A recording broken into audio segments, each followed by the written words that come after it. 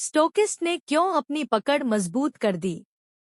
100 रुपए में घबराहट भरी बीच वाली आज 120 रुपए में भी क्यों नो सेलर दिख रही है?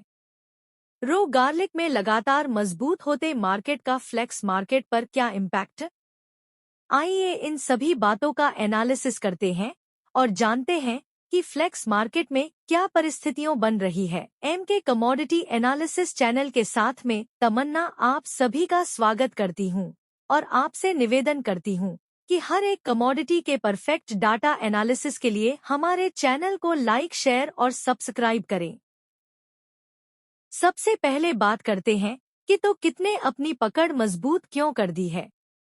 फ्लेक्स में जैसे जैसे स्टॉक कम हो रहा है, कोल्ड स्टोरेज से बम्पर माल निकल रहा है, इस बीच धीरे धीरे स्टॉक की सही पोजीशन सामने आने लगी है। आने वाले 15 दिनों में व्हाइट ओनियन कीबल शुरू हो रही है, इस हिसाब से कि कोल्ड स्टोरेज की सही परिस्थिति सामने आने लगी है। हमारी रिसर्च टीम को पता चला है कि कोल्ड स्टोरेज खाली होने लगे हैं। महुआ में अब 20 कोल्ड स्टोरेज में ही माल बचा है, जिसमें 6 से 7 कोल्ड स्टोरेज में 300 से 500 टन ही माल बचा है। उन स्टोरेज ने अपने ग्राहकों को दूसरे कोल्ड में शिफ्ट करने को कह दिया है। वहीं दूसरी और जो स्टोरेज 2 चैम्बर गार्लिक की लेकर चल रहे थे, उन्होंने अपना माल एक चैम्बर में कर दिया है। इस हिसाब से स्टॉक की सच्ची परिस्थिति सामने आने लगी है। 2-3 कोल्ड स्टोरेज को छोड़कर बाकी के सारे कोल्ड अब 1000 टन के अंदर आ गए हैं, ऐसी पक्की रिपोर्ट निकल कर आ रही है। और इसी हिसाब से ओनियन और गार्लिक में कोल्ड अब बहुत ही कम किराए में मिलने लगे हैं।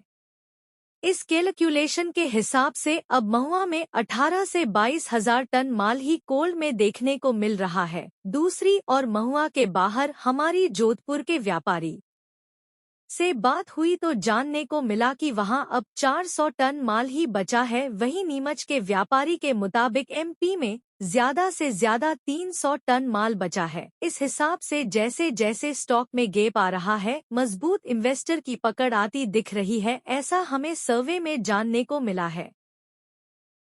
महुआ में फैक्ट्री चलाने की खूब कोशिश होने के बावजूद फैक्ट्री चलाने में नाकाम क्यों हुए, यह जानने के लिए हमारी रिसर्च टीम ने इस क्षेत्र के कई अनुभवी व्यापारियों एवं दिग्गज खिलाड़ियों से बातचीत करके पूरा डाटा एनालाइज किया है, जिसको ध्यान से समझिए। अनुभवी व्यापारियों से बात करने को पता चला कि यह साल 2016 के साल जैसा ही है। 2016 में जब नया रो गार्लिक मार्च अप्रैल में निकला, तब भाव थे 30 से 70 के खुले थे।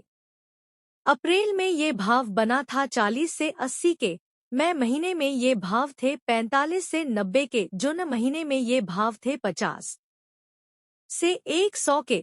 यह 50 से 100 का मार्केट फरवरी 2017 तक रहे। इस दौरान फ्लक्स के रेट 325 तक पहुंच गए थे, फिर भी फैक्ट्री चल नहीं पाई थी। इस हिसाब से 50 में भी माल मिले और 325 में ऊपर बिक सकता है, तो भी फैक्ट्री क्यों चल नहीं पाती, ये सोचने वाली बात है।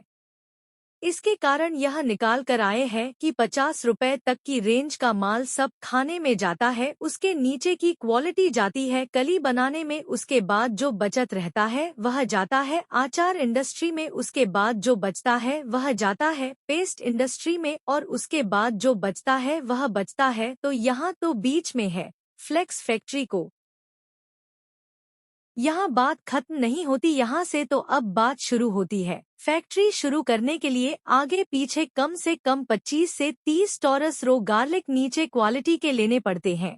करीबन 500 से 700 टन रो गार्लिक की खरीदी करने के लिए भारत की हर एक मंडी में घूम तो भी कितने दिनों में मिल सकता है, यह सोचने वाली बात है। यह एक फैक्ट्री को शुरू करने के लिए जरूरी क्वांटिटी थी। अब समझो एक साथ 5 फैक्ट्रियां शुरू हुई तो किसके हाथ में माल आएगा। दूसरी बात, 500 टन माल लेने के लिए करीबन 2 से 3 करोड़ का पहले पेमेंट करना पड़ेगा रो गार्लिक के लिए। तो क्या सभी फैक्ट्री के पास इतनी लिक्विडिटी है कि इतना इन्वेस्टमेंट करके 100 से 200 टन माल बना सके?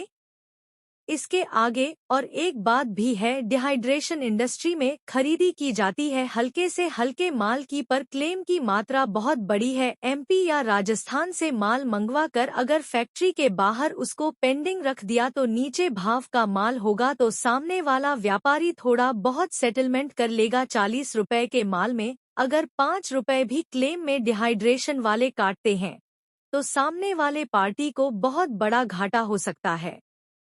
दूसरे कोई फैक्ट्री ना चलने की वजह से वह माल का निकाल कहाँ कर पाएगी और इतना नुकसान कैसे सहन कर पाएगी। अभी जो फैक्ट्री चलने की बात थी उसमें भी इसी बात को लेकर काफी डिस्प्यूट हुए हैं। इसलिए अब तक के डिहाइड्रेशन गार्लिक फ्लेक्स के इतिहास में जब भी रो गार्लिक 20 रुपए से नीचे जाता है तभी और सिर्फ तभी ही फैक्ट्रियां चल पाई है, और 20 रुपए के नीचे में भी लगातार बहुत बड़ी आमदनी सभी मंडी में होनी जरूरी है। क्या इस साल यह संभव है?